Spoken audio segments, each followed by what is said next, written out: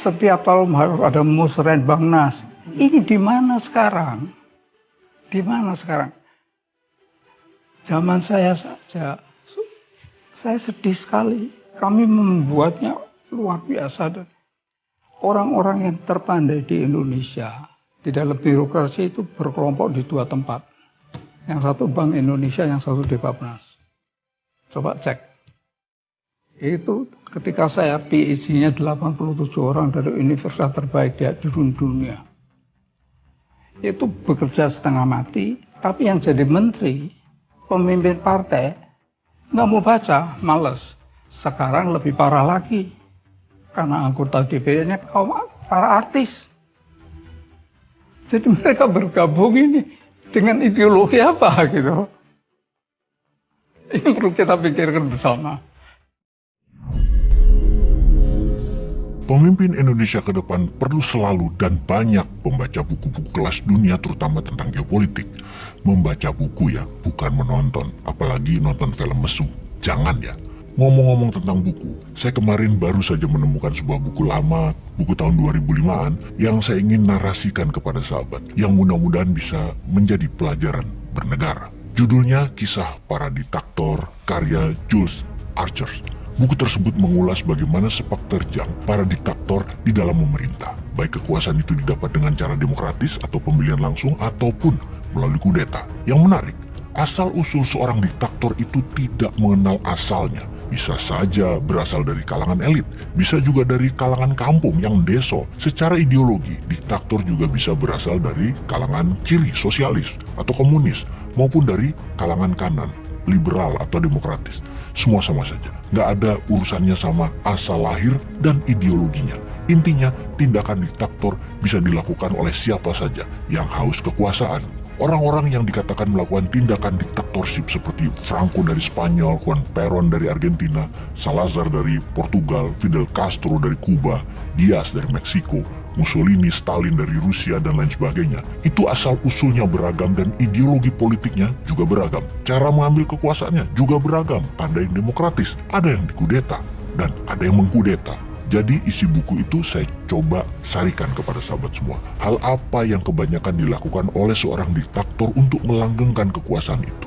Kira-kira sebagai berikut. 1, mereka melakukan taktik memecah belah masyarakat dengan opini dan segregasi pemisahan kelompok, kemudian melumpuhkan kebebasan berpikir kritis rakyat kepada penguasa dalam rangka ingin melanggengkan kekuasaannya.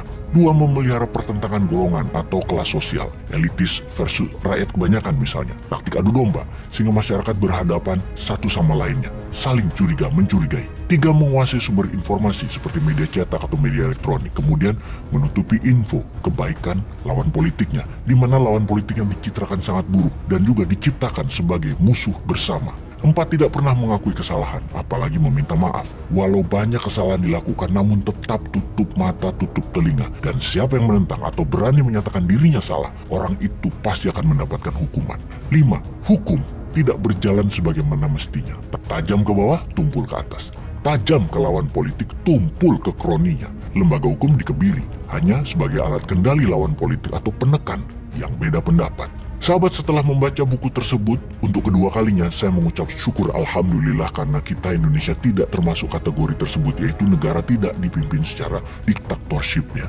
Mereka tidak haus jabatan penguasanya dan sangat peduli rakyat. Karena kalau ada kemiripan dalam 5 poin di atas, maka kita sebaiknya mendengar cerita tentang kisah keledai dan macan berikut ini. Pada suatu hari, keledai berkata, rumput itu biru. Macan pun menjawab, ya enggak lah, rumput itu hijau. Biru, hijau, biru, hijau. Mereka berdua saling berdebat. Keduanya berdebat dengan panas, penuh emosi yang kemudian keduanya mencari jalan tengah. Keduanya akhirnya menghadap sang Raja Rimba yang terkenal adil, sang singa, untuk memberikan jawaban mana dari mereka yang benar. Raja Rimba, sang singa, sedang duduk di singgasananya di atas bukit, mendengarkan dengan seksama ketika sang keledai berteriak, "Yang mulia, apakah benar bahwa rumput itu warnanya biru?" Sang Raja Rimba menjawab, "Benar, rumput warnanya biru." Kemudian keledai itu maju lebih depan lagi ke hadapan sang raja dan berkata, "Itu macan tidak sependapat dengan saya dan mengatakan rumput itu hijau, padahal rumput itu biru. Mohon macan itu dihukum yang mulia." Kemudian sang raja mengumumkan, "Kamu macan dihukum 1 tahun penjara. Mendengar keputusan sang Raja Rimba, keledai bersorak sukacita menari-nari sambil berkata, rumput itu biru. Macan dengan jantan menerima hukuman tersebut, namun tetap mempertanyakan keputusan sang Raja Rimba. Yang mulia, kenapa saya dihukum? Bukankah rumput itu benar hijau warnanya? Raja Rimba pun menjawab, benar adanya, rumput itu hijau. Kemudian sang raja meneruskan kalimatnya, sesungguhnya hukumanmu itu tidak ada hubungannya dengan apakah rumput itu warnanya hijau atau biru. Hukuman itu adalah untuk kamu yang gagah berani dan pintar. Mengapa kamu menghabiskan waktu berdebat tidak ada gunanya dengan keledai yang bodoh dan tukang mengeluh tersebut? Sungguh, sebuah kebodohan untuk berdebat dengan orang bodoh. Kedunguan hakiki menyia-nyiakan waktumu untuk berdebat dengan makhluk fanatik buta yang tidak peduli dengan kenyataan dan masalah sebenarnya. Kamu tahu kebenarannya bahwa rumput itu hijau, namun kamu terus berdebat dengan mereka yang peduli hanyalah pokoknya khayalan dan kebenaran dirinya yang harus diikuti semua orang. Mendiamkan makhluk seperti itu adalah kebodohan hakiki yang kamu lakukan. Mereka itu makhluk yang penuh dengan ego, penuh dengan kebencian, penuh dengan ketidakpercayaan diri. Yang mereka inginkan adalah untuk menjadi selalu benar walaupun mereka itu salah. Mereka haus perhatian, mereka gelisah dengan apa yang mereka punya, dan mereka takut diambil haknya oleh orang lain, padahal mereka mengambil. Kamu dihukum karena ketidakpedulian kamu akan hal yang lebih penting. Kamu dihukum karena kepintaran kamu tertutup oleh teriakan orang bodoh dan ketutup makian makhluk pembenci. Padahal damai dan ketenangan hanya ada ketika kebenaran dan keadilan ditegakkan. Yang semua ini tidak akan terjadi kalau kamu hanya berargumen dengan makhluk bodoh dan mendiamkan perilakunya yang haus perhatian dan ketidakamanan dirinya. Kau diamkan. Peace.